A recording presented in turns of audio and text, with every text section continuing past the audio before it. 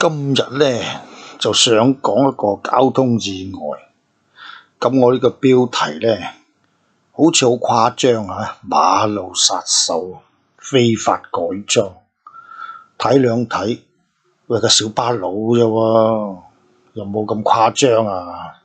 再望兩望，78歲嘅司機都唔會賽咩車啦。你哋就錯啦。點解咁講呢？我係講翻今日你講翻今日呢個案件先啦。呢個案件呢，就喺九龍灣呢玉蓮台嗰度發生。咁就一架小巴呢，就一個78歲嘅司機呢，就揸車，佢聲稱有另一個老翁過馬路就俾車死咗。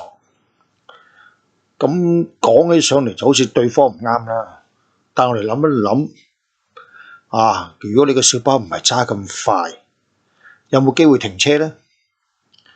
係嘛？再諗一諗，個司機如果唔係78歲，反應會唔會好啲呢？又再諗一諗，點解咁多的士司機、咁多小巴司機都上咗年紀嘅？佢哋係咪工作狂啊？其實種種嘅問題呢，我哋諗一諗呢，就發現好多問題。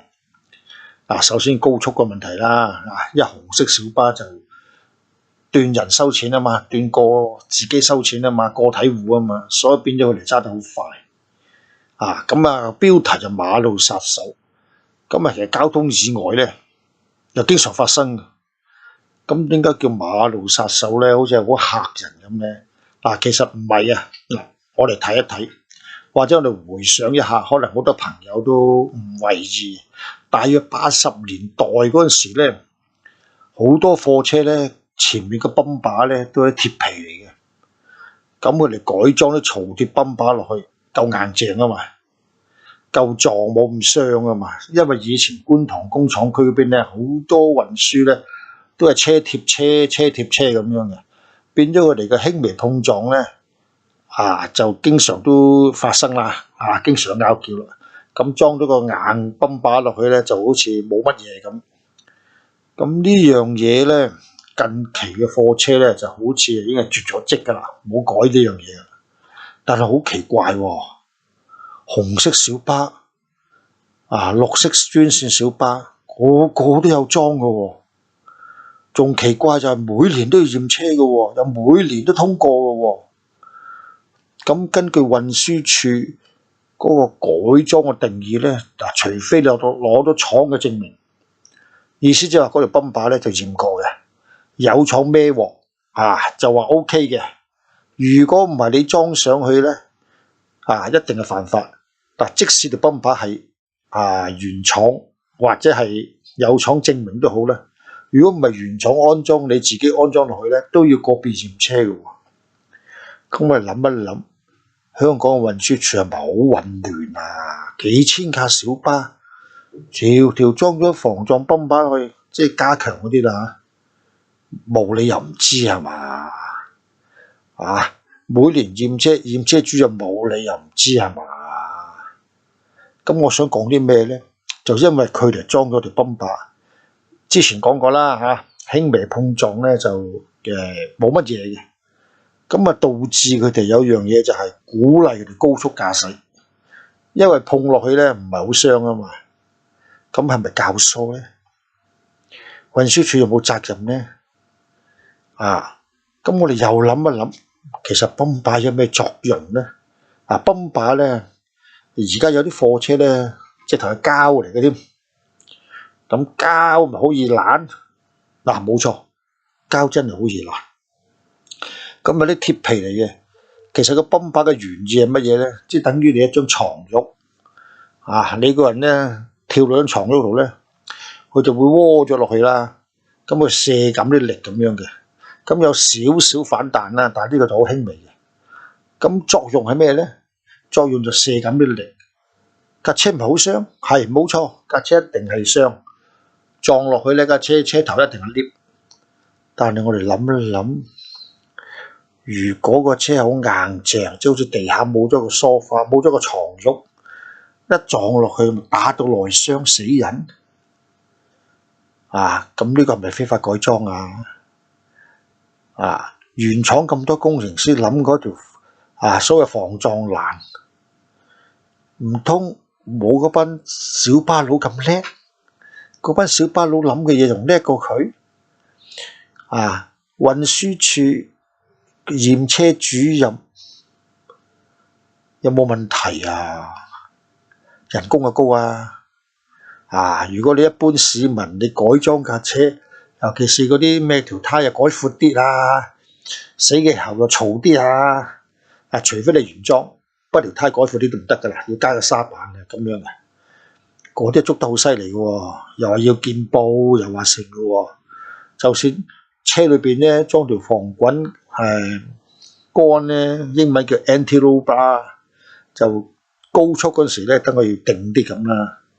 但係嗰個就係唔係撞車咧冇乜影響，不過嗰個咧就會鼓勵人開快車，呢個係事實，因為個車定嘅嘛，唔開得快。咁你即係假設假人改咗都飛車啫，咁又唔啱喎。咁你又唔可以假設人哋裝嗰條 anti-roll bar 咧就係飛車，呢樣嘢就唔公道。咁講翻啦，嗰個加強咗個防撞桿有咩問題啦？因為佢冇一個彈性，嗰啲人撞落去之後咧，你望個人咧好似唔係好傷，但其實個內臟骨頭已經斷晒，內臟已經爆裂，可能個人撞完之後咧仲企得起身，幾分鐘後咧就會死亡噶啦，就唔一定係話撞到咧，成灘血斷手斷腳唔係咁樣嘅。咁呢個就係硬撞落去嘅後果啦，就內出血死亡。